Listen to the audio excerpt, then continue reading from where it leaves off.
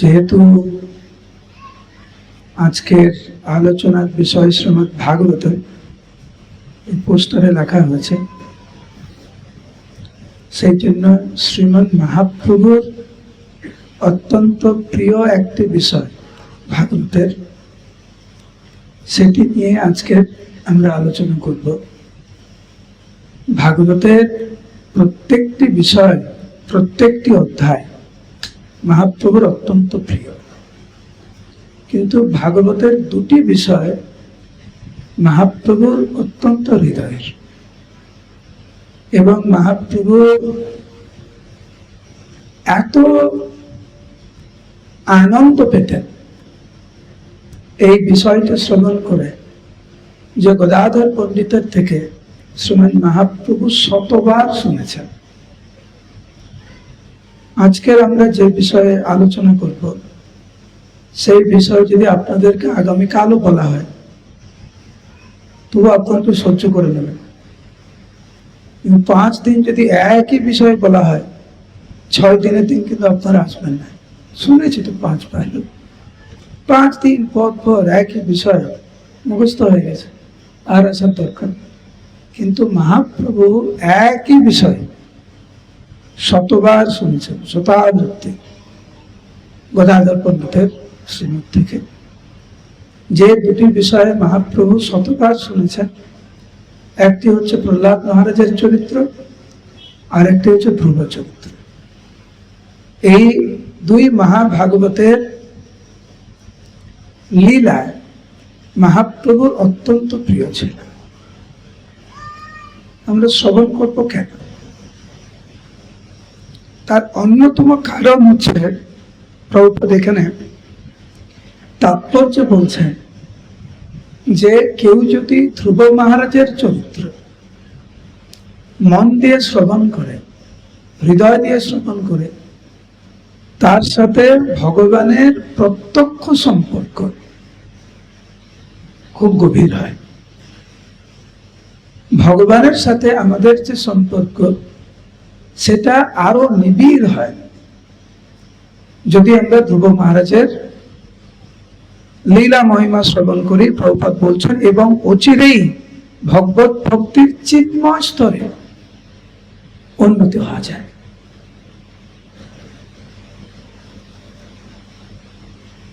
ভক্তি ভাব উৎপন্ন হয়, প্রভুপাদ লিখেছেন। ভগবত ভক্তির অত্যন্ত উন্নত স্তরে যাওয়া যায়, ভক্তি ভাব উৎপন্ন হয়, এবং ভগবানের সাথে প্রত্যক্ষ সম্পর্ক। একটা হচ্ছে পরোক্ষ সম্পর্ক, প্রত্যক্ষ সম্পর্ক। আপনারা অনেকেই অনেক সিনিয়র ভক্তদেরকে চিনেন। গৌরাঙ্গপ্রেম মহারাজের সাথে আপনাদের অনেকের জানাশোনা আছে। কে বলতে পারবেন এখানে মহারাজের সাথে প্রত্যক্ষ সম্পর্ক? মানে যখন তখন ফোন করেন, কি মহারাজ কেমন আছেন, কি প্রসাদ পেয়েছেন? মহারাজ আপনাকে জিজ্ঞেস করবে কেমন আছেন, কি প্রসাদ পেয়েছেন। হাত তুলুন তো। কাকে গৌরাঙ্গপ্রেম মহারাজ প্রত্যেকদিন একবার করে ফোন করে কেমন আছো, কি প্রসাদ পেয়েছেন, আজকে সবজিতে বেশি লঙ্কা হয়নি তো, এই গরমকালে খুব হালকা প্রসাদ পাচ্ছ তো, এরকম মহারাজ কাকে জিজ্ঞেস করে?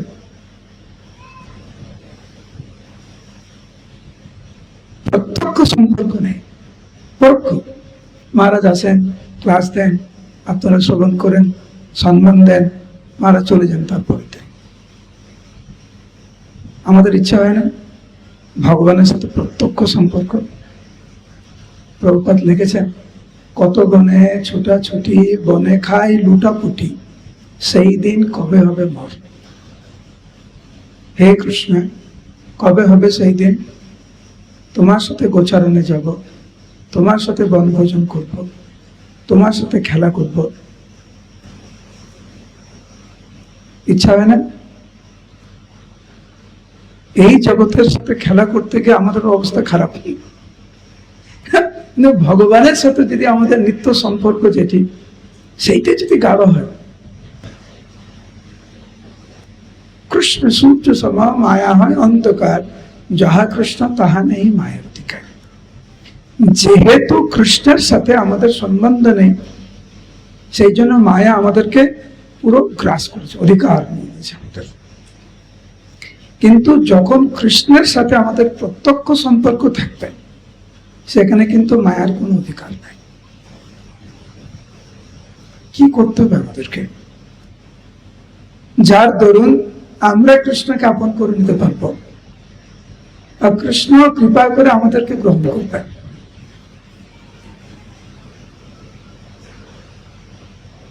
যার সাথে আমরা সম্পর্ক করতে চাই, ইচ্ছা আছে ভালো সম্পর্ক করতে, জানতে হবে সেই ব্যক্তি কি পছন্দ করে, কি ব্যক্তি পছন্দ করে না। যে ব্যক্তি একদম ফুলকপি পছন্দ করেন, একদম না, তার সাথে আপনি সম্পর্ক করতে যাচ্ছেন, তাকে ডেকে ভাতের সাথে ফুলকপি, ডালের সাথে ফুলকপি, ফুলকপির চচ্চড়ি, ফুলকপি, ফুলকপির পকোড়া, সব ফুলকপি করে দিয়েছে, সম্পর্ক করা হবে না। উনি যেটা চাইছেন সেটা যদি আমরা করি, তাহলে ভগবান প্রসন্ন হবে। আজকের আমরা যা যা করেছি সারাদিনে, কি এমন করেছে একটু ভাবুন, যার ধরুন ভগবান খুব প্রসন্ন হবেন যে হ্যাঁ, ও এমন একটি কাজ করেছে যেটা আমার খুব প্রিয়। কি করেছে? গতকাল আমরা কি করেছে? যার ধরুন ভগবান বলবে ও খুব সুন্দর, তো এটা তো আমার খুব পছন্দ। কি করেছে? স্থিতা প্রজ্ঞস্য কা ভাষা সমাধিস্থস্য কেশব স্থিতাধি কিম প্রভাসেতা কিমাসিত ব্রজেত কিম। অর্জুন জিজ্ঞাসা করছে, হে প্রভু, তোমার যে প্রিয় ভক্ত, তারা কেমন কথা বলে, তাদের চালচলন কেমন, তাদের ব্যবহার কেমন? অর্জুন জানতে চাইছে সেই সমস্ত ভক্তদের স্বভাব কেমন, যার দরুন ভগবান সেই ভক্তদের ভক্তির বন্ধনে আবদ্ধ হয়ে যায়। ওইটা আমাদের জানা উচিত। কেন জানা উচিত? কারণ আমরা কৃষ্ণের ভক্ত হওয়ার চেষ্টা করছি। যদি কৃষ্ণের ভক্ত হওয়ার চেষ্টা করছি, তাহলে কৃষ্ণ কি পছন্দ করেন সেটা আগে জানতে হবে। আর সেই সমস্ত কার্যকলাপ আমাদের করা উচিত যেগুলো কৃষ্ণ পছন্দ করেন। যেগুলো কৃষ্ণ পছন্দ করেন না, সেগুলো থেকে অনেক দূরে থাকতে হবে আমাদেরকে।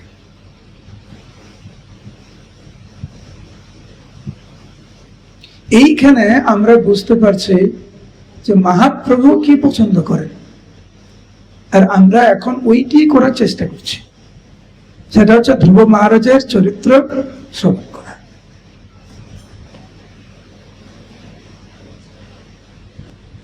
তো এইখানে শ্রীমদ ভাগবতের খুব সুন্দর করে বর্ণনা করা হয়েছে কিভাবে মহারাজ উত্তনাপাদের দুইজন স্ত্রী ছিল। মন দিয়ে শুনবেন, আমাদের জীবনেও এরকম দুইজন বসবাস করে। একজনের নাম হচ্ছে সুনীতি, আরেকজনের নাম হচ্ছে সুরুচি। কি দুটো নাম বললাম বলো? সুরুচি। আচার্যরা বর্ণনা করেন সুনীতি আর সুরুচি। একটা হচ্ছে সুনীতি, নীতি অনুযায়ী, ভাগবতের নির্দেশ অনুযায়ী জীবনযাপন করা। সুনীতি যেটি শাস্ত্রীয়, কেবলমাত্র আমরা সেটি আমরা করব, অন্য কিছু করবে না। আরেকটা হচ্ছে সুরুচি, নিজের মন মতো। শাস্ত্র কি বলছে শাস্ত্র বলে যাক না, শাস্ত্রের কথা শাস্ত্র বলে যাক, আমার কথা আমি বলবো। শাস্ত্র বলে যাক, আর আমি হচ্ছে নিজের মতো করে আমি আমার জীবনযাপন করব। আমাদের কি হয়ে গেছে, এখান থেকে কিছু ওখান থেকে কিছু, আমরা দুই নৌকায় পা ফেলছি, না এদিকে যেতে পারছি না ওদিকে যেতে পারছি।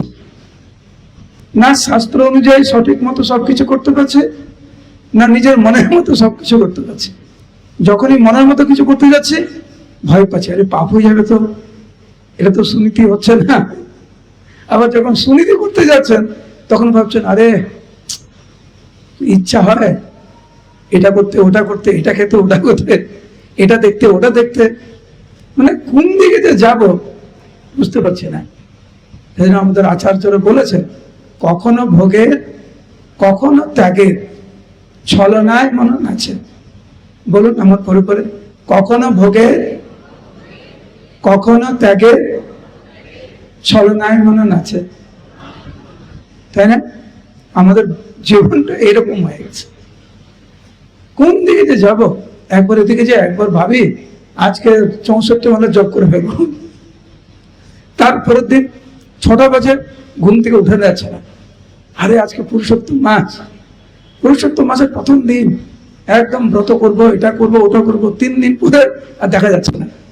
বা পুরুষোত্তম ব্রতটা কোনো মতো করলো, যেই পুরুষোত্তম ব্রত শেষ আর উঠে না, আরে ওঠ রে ওঠ রে, পুরুষোত্তম ব্রত তো শেষ, কোন দিকে যাবো আমরা? এই ভাব নিয়ে, এই মানসিকতা নিয়ে ভগবানকে পাওয়া যায় না। ভগবানকে পেতে গেলে ভগবান যেরকম চেয়েছেন সেই রকম আচরণ, সেরকম ভাব, সেরকম জীবনধারা আমাদের চেষ্টা করতে হবে। ধীরে ধীরে সুরুচির যে মনোভাব, সুরুচির মনোভাব থেকে আমাদের সুনীতি মনোভাবে নিয়ে আসতে হবে। এবং প্রত্যেকটা দিন যদি আমরা পর্যালোচনা করি যে আজকের কত পার্সেন্টেজ বা কতটা ভাগ আমরা সুরুচির মতো থেকেছে আর কতটুকু আমরা সুনীতির মতো থেকেছে। এই ভৌতিক সংসার খুব নিষ্ঠুর। প্রভুপাদ লিখেছেন বৃন্দাবন ভজনে, প্রকৃতির নগ্ন রূপ দেখালে আপনি। হে প্রভু, ভগবানকে বলছেন প্রভুপাদ, হে প্রভু, এই পৃথিবীর ভয়ঙ্কর নিষ্ঠুর রূপ তুমি আমাকে দেখালে। আমরা কিন্তু দেখি ভয়ঙ্কর রূপ, কিন্তু আমরা এত বোকা যে দেখার কিছুক্ষণ পর আমরা ভুলে যাই। উদাহরণ দিচ্ছি, এখানে অনেকে আছেন যাদের পিতা কিন্তু এখনো জীবিত নেই। এখানে অনেকে আছেন দাদু এখনো নেই। হাত তুলুন, কার কার দাদু এখনো বেঁচে আছে? হাত তুলুন। 3 জন। এখানে এত ভক্ত আছেন, মাত্র 3-4 জন হাত তুলছে। তার মানে কি আমাদের দাদু নেই? কত জনের বাবা এখনো বেঁচে আছেন? হাত তুলুন। আমার বাবা কিন্তু বেঁচে নেই, মারা গেছেন, দেহ রেখেছে।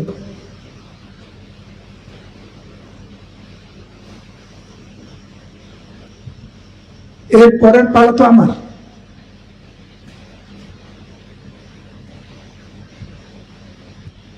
আমরা দেখছি তো, নিয়মিত আমরা দেখছি।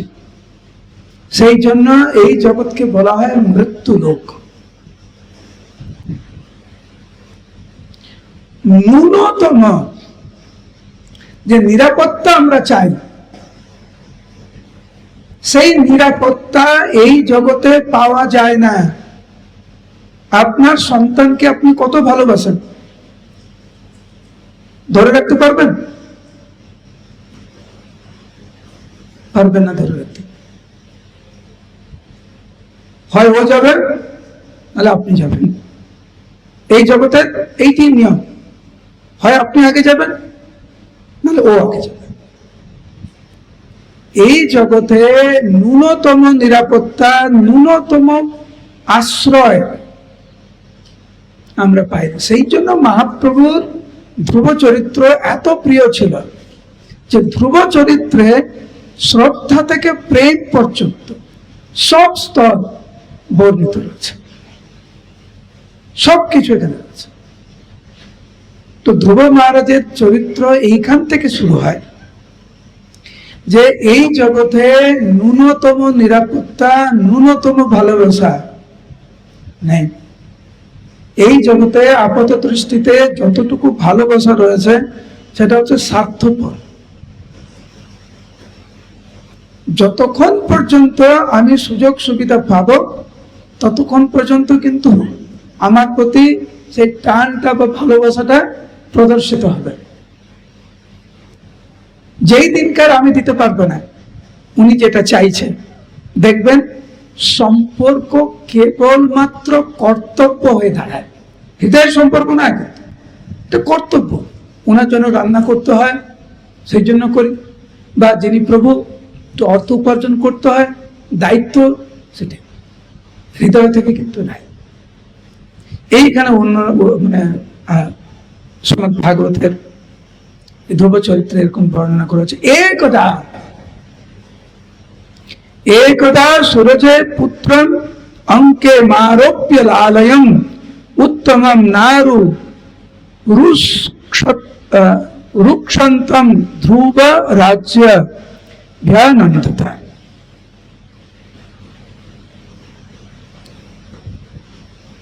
একদিন মহারাজ উত্তনাপদ ওনার যে পত্নী সুরুচি, সুরুচির পুত্র হচ্ছে উত্তম। উত্তনাপদের দুই স্ত্রী, সুরুচির পুত্র হচ্ছে উত্তম, সুনীতির পুত্র হচ্ছে ধ্রুব মহারাজ। খুব ছোট্ট ধ্রুব মহারাজ, মাত্র 5 বছর বয়স। সে দেখছে যে তার ভাই বিমাতার ভাই উত্তমকে তার বাবা কোলে নিয়ে কত আদর করছে। তো স্বাভাবিক ছোট্ট বালক ধ্রুব মহারাজ, ওনারও ইচ্ছা হয়েছে বাবার কোলে একটু বসে। তো বাবার কোলে বসতে গেছে, চেষ্টা করেছিলেন। যখন সুরুচি দেখছে যে ধ্রুব তার বাবার কোলে বসার চেষ্টা করছে, উনি ওইটা থেকে হিংসা পরায়ণ হয়ে গেছে। বিমাতা, এইটা থেকে হিংসা হয়? বলুন, ছোট্ট বাচ্চা তার বাবার কোলে বসতে যাচ্ছে, ওইটা থেকে হিংসা। একটি বিষয় যদি আমাদেরকে ভগবত ভক্তি থেকে দূরে সরিয়ে রাখে, তা হচ্ছে হিংসা। আমাদের মধ্যে অন্য কোনো ভক্তকে দেখে না বললেও মনে মনে একটু হিংসা হয়। ও পেল, আমি পেলাম না।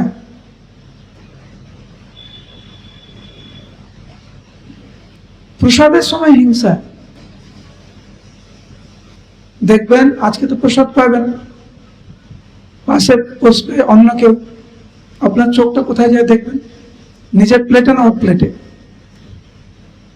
স্বাভাবিক, এই জড়জগতের স্বাভাবিক একটি রোগ হচ্ছে হিংসা। আরে ভাই, সবাই প্রসাদ পাবে, ওর প্লেটে আমার থেকে বেশি পড়লো কিনা, বা ও আমার থেকে বেশি কিছু পেল কিনা, সব দিক দিয়ে। সেই জন্য ভগবত ভক্তির অন্যতম প্রতিবন্ধকতা হচ্ছে আমাদের মনে যে হিংসার স্বভাব, অপরের ভালো দেখতে না পারে। অপরা যখন কষ্ট পায় তখন আমাদের ভালো লাগে, অপরা যখন আনন্দ থাকে তখন আমাদের হিংসা হয়। এই জন্য ভগবত ভক্তিতে আমরা এগোতে পারি না সঠিকভাবে। তো এখানে বর্ণনা করা হয়েছে যে কিভাবে সুরুচি ঈর্ষা পরায়ণ হলেন এবং তার বাবাকে শুনিয়ে শুনিয়ে বললেন, তোমার স্পর্ধ তো কম না, তুমি আমার গর্ভে জন্মগ্রহণ করনি, সেই জন্য তোমার বাবার কোলে বসার তোমার অধিকার নেই। তুমি যদি তোমার বাবার কোলে বসতে চাও, আগে আত্মহত্যা করো। কিন্তু আত্মহত্যা করার আগে তপস্যা করো। কার উদ্দেশ্যে? ভগবানের উদ্দেশ্যে তপস্যা করো। ভগবান সন্তুষ্ট হলে তুমি আমার গর্ভে জন্ম নিতে পারবে, তারপরে তুমি তোমার বাবার কোলে বসতে পারবে। অহংকার বা হিংসা আমাদেরকে কিভাবে হিংস্র করে তোলে, কত নিষ্ঠুর করে তোলে, তার জ্বলন্ত উদাহরণ ভাগবতে আমরা পাই। তো ধ্রুব মহারাজের বিমাতা এত কঠোর ভাবে বললেন যে তুমি যদি বসতে চাও তোমার পিতার কোলে, তুমি আত্মহত্যা করো, তার আগে তপস্যা করো, ভগবানকে সন্তুষ্ট করো। ভগবানকে সন্তুষ্ট করার ফলে তুমি আমার গর্ভে তুমি জন্ম নিতে পারবে। ধ্রুব মহারাজ খুব ক্রন্দন করেছিলেন অসহায় ভাবে। ধ্রুব মহারাজের সবচাইতে কষ্ট লেগেছিল যে বাবার সামনে আমার বিমাতা এরকম বলছে, বাবা একটুও প্রতিবাদ করছে না। এই জগৎটাই এরকম। যখন আমরা কঠিন পরিস্থিতির মধ্যে দিয়ে যাই, কয়জন আমাদের পাশে দাঁড়ায়, কয়জন প্রতিবাদ করে। এমনকি ভক্তি জীবনেও যখন আমরা প্রতিবন্ধকতার মধ্যে দিয়ে যাই, কয়জন আমাদেরকে সাহায্য করে, কয়জন এগিয়ে আসে? কেবলমাত্র ভগবানের যারা শুদ্ধ ভক্ত, যারা প্রকৃত প্রতিনিধি, কেবলমাত্র তারাই এগিয়ে আসে সাহায্য করার জন্য। অন্য কিন্তু কেউ এগিয়ে আসেন। এইখানে নিজের পিতা, জন্মদাতা পিতা এগিয়ে আসছে না, একবার মুখ ফুটে বলছে না যে তুমি ভুল বলছো। সুরজকে বলছে না। কেন বলতে পারছে না? আসক্তির ফলে। আমাদের দেখবেন জড়জাগতিক বিষয়ে আসক্তির ফলে আমরা কিন্তু ঠিক মতো জপ করতে পারি না, ঠিক মতো সকালে উঠতে পারি না, ঠিক মতো প্রভুপাদের গ্রন্থ অধ্যয়ন করতে পারি না, ঠিক মতো ইন্দ্রিয় গুলোকে সংযম করতে পারি না। কেন পারি না? কারণ জড় বিষয়ের প্রতি আসক্তির ফলে আমরা হেরে যাই। জিহ্বার লালসা এত শক্তিশালী, পাগল করে তোলে আমাদেরকে। দেখবেন যখন কোনো ব্যক্তি অপর ব্যক্তির প্রতি অনেক টান, সে বাবা মা গুরুজন কারোর কথা শুনতে পারে না, মাথায় ঢুকে না। কেন ঢুকে না? আসক্তিটা। এখানে উত্তরাপাত তার স্ত্রী সুরুচিকে একটু প্রতিবাদও করতে পারছে না যে ও ছোট্ট বাচ্চা, ও 5 বছরের, সে আমার কোলে বসতে চাইছে, তুমি কেন বাধা দিচ্ছ? মুখ ফুটে বলতে পারছে। বিধ্বস্ত হয়ে গিয়েছিলেন ধ্রুব মহারাজ, কান্নায় ভেঙে পড়েছিলেন। এবং যখন দেখলেন যে নিজের পিতাও কিছু বলছে না, উনি ক্রোধে কাঁপতে লাগলেন, অঝরে ক্রন্দন করেছিলেন। তারপরে নিজের মায়ের কাছে চলে গেছে।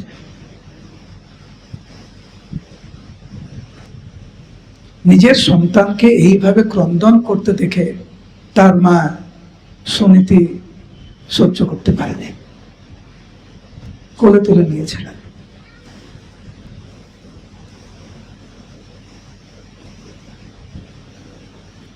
অনেক করে বুঝিয়েছিলেন, নিজের সন্তানের কথা শুনতে চেয়েছিলেন যে আমার সন্তান এইভাবে ভেঙে পড়েছে, কেন এইভাবে ক্রন্দন করছে। আমাদের জীবনে কিন্তু এখানে যারা বসে আছেন এই জগতে, সবার জীবনে দেখবেন এরকম কিছু ব্যক্তি থাকে যে আপনাকে কষ্ট দেবে, আপনার ভালো দেখতে পারে না, আর এক দুজন থাকে নিঃশর্ত ভাবে সে আপনার পাশে থাকবে। কিন্তু দুর্ভাগ্যবশত যারা নিঃশর্ত ভাবে আমাদের পাশে থাকে তাদের কথা আমরা বেশি চিন্তা করি না, খুব সহজ ভাবে নিয়ে নিই। আর যারা আমাদেরকে কষ্ট দিচ্ছে, যারা আমাদেরকে ভক্তিপথ থেকে দূরে সরিয়ে নিয়ে যাচ্ছে, তাদের কথাই আমরা দিন রাত ভাবি। বলুন হরে কৃষ্ণ, উচ্চস্বরে হরে কৃষ্ণ, আরেকটু উচ্চস্বরে। হ্যাঁ, পরের বার যখন হরে কৃষ্ণ বলবো এরকম উচ্চস্বরে বলবো। ভগবান প্রত্যেকের জীবনে দেখবেন এরকম এক দুজন দিয়েছে যে আপনাকে বুঝাবে, আপনার পাশে থাকবে। তা আমরা তো বোকা, বেশি পরোয়া করি না। যে আমাদেরকে নিরুৎসাহিত করছে তাকে নিয়ে আমাদের মন খারাপ, যে আমাদের পাশে থাকছে তাদেরকে নিয়ে আমরা ভালো থাকতে পারি না। কেন? দেখুন, সুনীতি সুরুচি, সুরুচি কত কষ্ট দিল, বললো আত্মহত্যা করতে, বাবাও কিছু বলছে না। সুনীতিকে পেয়েছে মা সুনীতিকে পেয়েছে ধ্রুব মহারাজ, যাকে মনের কথা খুলে বলতে পারছে।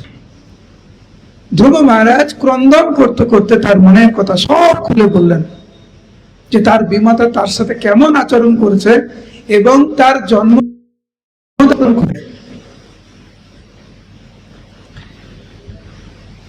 যেটা স্বাভাবিক মানবের মনে আসে, তুমি আমাকে এত কষ্ট দিয়েছ, আমি দেখে নেবো তোমাকে। এইটা একটা স্বাভাবিক মনোভাব। তুমি আমাকে কষ্ট দিয়েছ, একদিন আমি তোমাকে দেখবই দেখবো। তুমি আমাকে খাটো করেছো, তুমি আমাকে নিন্দা করেছো, তুমি বুঝতে পারছো না আমার মহিমা, আমি তোমাকে দেখাবো। এটা স্বাভাবিক। কিন্তু ভক্তের মনোভাব ঠিক বিপরীত, পুরো উল্টো। এইখানে সুনীতি বলছেন,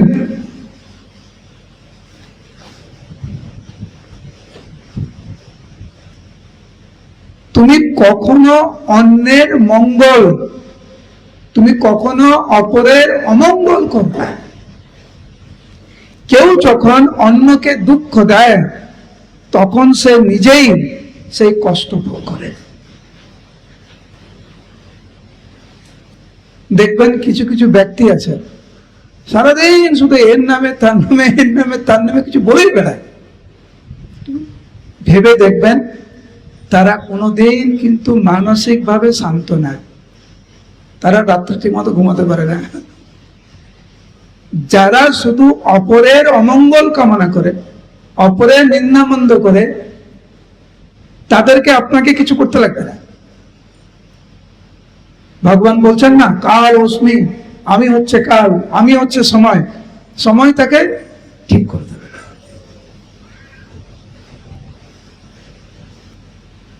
এইখানে সুনীতি বলছেন, কেউ যদি আপনাকে কষ্ট দেয়, বলুন হরে কৃষ্ণ,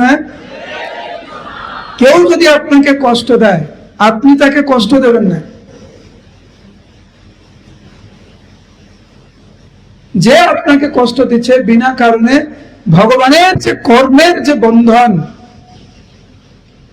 ভগবানের এই জগতের যে বিধির যে বিধান, বিধির বিধান অনুযায়ী তাকে সেই কষ্ট ভোগ করতে হবে। সেই ফাঁদে আপনি পা দেবেন না। দেখবেন হরিদাস ঠাকুর 22 বাজারে তাকে প্রহার করা হচ্ছে, তাকে হত্যা করার জন্য, কিন্তু হরিদাস ঠাকুর তাদের জন্য প্রার্থনা করছেন যারা হচ্ছে তাকে হত্যা করার চেষ্টা করছে। আর ফলস্বরূপ ভগবান স্বয়ং বৈকুণ্ঠ থেকে আবির্ভূত হয়ে সেই প্রহারগুলি ভগবান নিজে গ্রহণ করেছিলেন। হরিদাস ঠাকুরের গায়ে একটাও লাগেনি। পরবর্তীতে মহাপ্রভু জিজ্ঞাসা করেছিলেন, মনে পড়ে? কারণ এই লীলাটি হয়েছিল মহাপ্রভুর আবির্ভাবের পূর্বে। সেই জন্য মহাপ্রভু জিজ্ঞাসা করছেন যে তোমার মনে পড়ে সেই দিনের কথা, যেদিনকার তোমাকে 22 বাজার প্রহার করা হয়েছিল? হরিদাস ঠাকুর বলছেন, হ্যাঁ প্রভু। তোমার কি ব্যথা লাগছিল? না প্রভু। তুমি জানো কেন তোমার ব্যথা লাগছিল না? না প্রভু। দেখো, ভগবান নিজে ওনার পিঠ হরিদাস ঠাকুরকে দেখালেন, যেখানে অন্যান্য ভক্তরা ছিল, এবং মহাপ্রভুর পিঠে পুরো সেই চাবুক এবং দণ্ডের প্রহারের দাগ, রক্তাক্ত অবস্থা। হরিদাস ঠাকুর মূর্ছিত হয়ে পড়ে গেছিল ওখানে। এ কেমন ভগবান, এ কেমন প্রভু, এ কেমন সখা, এ কেমন রক্ষা কর্তা, যে ভক্তের সেই কষ্ট নিজের শরীরে তুলে নেয়। মহাপ্রভু কেন এত আকর্ষিত হয়েছেন হরিদাস ঠাকুরের প্রতি, যে তাকে অন্য কেউ কষ্ট দিচ্ছে, প্রহার করার জন্য তাকে মৃত্যু মুখে ফেলে দেওয়ার জন্য তাকে প্রহার করছে, কিন্তু হরিদাস ঠাকুর কোনো অভিযোগ নাই। এইখানে সুনীতি সেই শিক্ষা দিচ্ছে যে যারা তোমাকে কষ্ট দেবে তুমি তাদের অমঙ্গলের কথা ভেবো না। যে তোমাকে কষ্ট দিচ্ছে সে নিজের কষ্ট সে ভোগ করবে, তুমি চিন্তা করো না।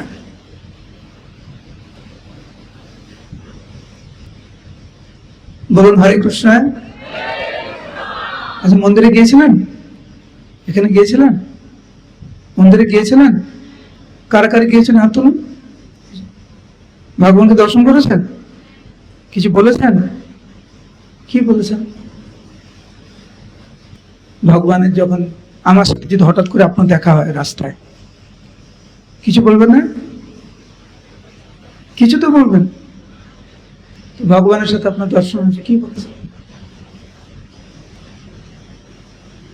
অভ্যাস করুন সম্পর্কটা করার জন্য। অনেক সময় আমরা যাই, মন্দিরে যাই, প্রণাম করি, চলে আসে। ভগবানকে দেখলে কি বললে, কি প্রার্থনা করলে,